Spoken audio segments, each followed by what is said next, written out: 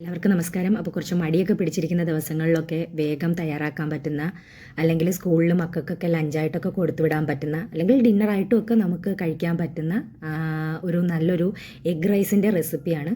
അപ്പോൾ ഉറപ്പായിട്ട് നിങ്ങൾ എല്ലാവരും ഒന്ന് ട്രൈ ചെയ്ത് നോക്കണം. ഒരുപാട് കറികളൊന്നും വേണ്ട കേട്ടോ, നമുക്ക് ഈ റൈസ് ഇങ്ങനെ തന്നെ കഴിക്കാം. പിന്നെ കുറച്ച് പിക്കിളോ പപ്പടമൊക്കെ ഉണ്ടെങ്കിൽ കുറച്ചും കൂടി ടേസ്റ്റി ആവും. അപ്പോൾ ഉറപ്പായിട്ട് എല്ലാവരും ഒന്ന് ട്രൈ ചെയ്ത് നോക്കണേ.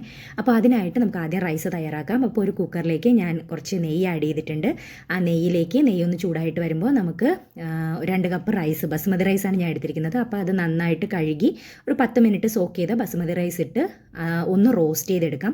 അതിനുശേഷം അതിലേക്ക് ഞാനൊരു 3 കപ്പ് വെള്ളം ചേർത്തിട്ടുണ്ട്. അപ്പോൾ 2 കപ്പ് അരിയാണ് ഞാൻ എടുത്തിരിക്കുന്നത്, 3 കപ്പ് വെള്ളമാണ് എടുത്തിരിക്കുന്നത് കേട്ടോ. അപ്പോൾ അതെന്നിട്ട് ഒരു വിസിൽ കുക്ക് ചെയ്യുക. ഒറ്റ വിസിൽ അടിച്ചാൽ മതി. ഒറ്റ വിസിൽ കുക്ക് ചെയ്ത് അരി മാറ്റി വയ്ക്കാം. ഇനി നമുക്ക് ഇതിൻ്റെ ഒരു കുഞ്ഞു മസാല തയ്യാറാക്കാം.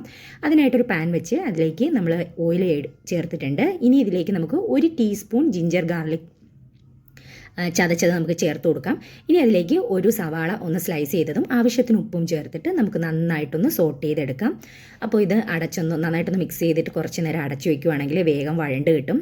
അപ്പോൾ ഇടയ്ക്ക് നമ്മളൊന്ന് തുറന്നൊന്ന് മിക്സ് ചെയ്ത് കൊടുത്താൽ വേഗം നമുക്കത് വഴണ്ടി കിട്ടും കേട്ടോ. ഒരുപാട് ടൈമൊന്നും എടുക്കില്ല, കുറച്ച് സമയത്തിനകം തന്നെ വഴണ്ടി കിട്ടും. അപ്പോൾ ഒന്ന് വഴണ്ട് വരുമ്പോൾ, ബ്രൗൺ കളറൊന്നും ആവണ്ട കേട്ടോ, ഒന്ന് വഴണ്ട് വരുമ്പോൾ നമുക്കിനി മസാല ചേർത്ത് കൊടുക്കാം. 1/2 ടീസ്പൂൺ മഞ്ഞൾപ്പൊടി, 1 ടേബിൾ സ്പൂൺ മുളക് പൊടി, 1/2 ടീസ്പൂൺ ഗരം മസാല, 1/2 ടീസ്പൂൺ പെരിഞ്ജീരകം പൊടിച്ചത്. ഇത്രയാണ് ഞാൻ ചേർത്തിരിക്കുന്നത്. ഇനി പൊടികളുടെ പച്ചമണം മാറുന്നത് വരെ നമുക്ക് നന്നായിട്ടൊന്ന് വഴറ്റിയെടുക്കാം. ഇനി ഇതിലേക്ക് നമുക്ക് ഒരു തക്കാളിയും കൂടെ ചേർത്ത് കൊടുക്കാം. നന്നായിട്ട് മിക്സ് ചെയ്തതിന് ശേഷം നമുക്കിത് അടച്ചു വെച്ച് കുക്ക് ചെയ്യണം. അപ്പോൾ നമ്മുടെ ഈ തക്കാളി നന്നായിട്ട് വെന്തുടഞ്ഞു വരുന്നത് വരെ നമ്മളിത് കുക്ക് ചെയ്യണം. ഇനി നമുക്കിതിലേക്കുള്ള മുട്ട എടുത്ത് വയ്ക്കാം. അപ്പോൾ ഒരു 4 മുട്ട ഞാൻ എടുത്തിട്ടുണ്ട്. ആ 4 മുട്ട പൊട്ടിച്ചൊരു പാത്രത്തിൽ ഒഴിച്ച് അതിലേക്ക് നമുക്ക് കുറച്ച് ഉപ്പ് ചേർത്ത് കൊടുക്കാം. നിങ്ങൾക്ക് കുരുമുളക് പൊടി വേണമെങ്കിൽ അതും ചേർത്ത് കൊടുക്കാം കേട്ടോ, ഞാൻ ചേർത്തിട്ടില്ല. ഇനി നമുക്കിത് നന്നായിട്ട് ഒന്ന് വിസ്ക് ചെയ്ത് വയ്ക്കാം. അപ്പോൾ മുട്ട നന്നായിട്ട് വിസ്ക് ചെയ്തതേ നല്ല യെല്ലോ കളറായിട്ടുണ്ട്. ഇനി നമുക്കിത് മാറ്റി വയ്ക്കാം. അപ്പോഴേക്കും നമ്മുടെ മസാല ഒരുവിധം ഇവിടെ കറക്റ്റ് പാകത്തിന് വെന്ത് വന്നിട്ടുണ്ട്. ഇത് നന്നായിട്ടൊന്ന് ഉടച്ച്, ആ തക്കാളി എല്ലാം നന്നായിട്ട് ഉടഞ്ഞു വരുന്നവരെ നമുക്കൊന്ന് ഉടച്ചെടുക്കാം. ഇനി ഇതൊന്ന് സൈഡിലേക്കൊന്ന് മാറ്റിയിട്ട് നമുക്ക് മധ്യഭാഗത്ത് കുറച്ച് സ്പേസ് ഉണ്ടാക്കിയിട്ട് അവിടേക്ക് കുറച്ച് വെളിച്ചെണ്ണ ഒഴിച്ചു കൊടുക്കാം. എണ്ണ ഒഴിച്ചതിന് ശേഷം നമ്മൾ നേരത്തെ വിസ്ക് ചെയ്ത് വെച്ചിരിക്കുന്ന മുട്ട കൂടി ഇതിനകത്തേക്ക് ഒഴിച്ചു കൊടുത്തിട്ട് നമ്മളിനി ഒരു 2-3 സെക്കൻഡ് ഇതൊന്ന് അടച്ചു വയ്ക്കാം. ഒന്ന് അടച്ചു വെച്ച് കഴിയുമ്പോൾ മുട്ട കുറച്ചൊന്ന് കുക്കായിട്ട് വരും. ഇനി ഇതിലേക്ക് നമുക്കൊരു 1/2 കപ്പ് തേങ്ങ ചിരകിയതൂടെ ചേർത്ത് കൊടുക്കാം. തേങ്ങ ചിരകിയതൂടെ ചേർത്ത് കൊടുത്തതിന് ശേഷം നമുക്കിത് നന്നായിട്ടൊന്ന് സ്ക്രാമ്പിൾ ചെയ്തെടുക്കണം, ഒന്ന് ഉടച്ച് എടുക്കുക കേട്ടോ.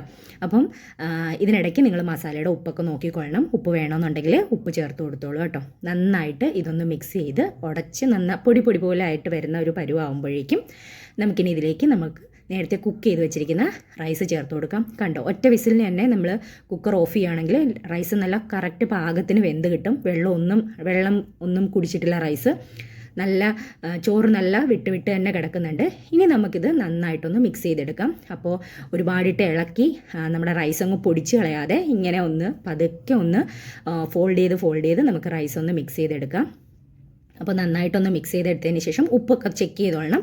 ഉപ്പ് വേണമെങ്കിൽ ഇപ്പം കുറച്ചുകൂടി ഉപ്പ് ചേർത്തിട്ട് മിക്സ് ചെയ്യാം കേട്ടോ. അപ്പോൾ നല്ലൊരു റൈസാണ്. അപ്പോൾ ഉറപ്പായിട്ട് നിങ്ങൾ എല്ലാവരും ഒന്ന് ട്രൈ ചെയ്ത് നോക്കണം. എന്നിട്ട് അഭിപ്രായങ്ങൾ പറയാൻ മറക്കരുത്. മറ്റൊരു വീഡിയോയിൽ കാണുന്നത് വരെ ബൈ.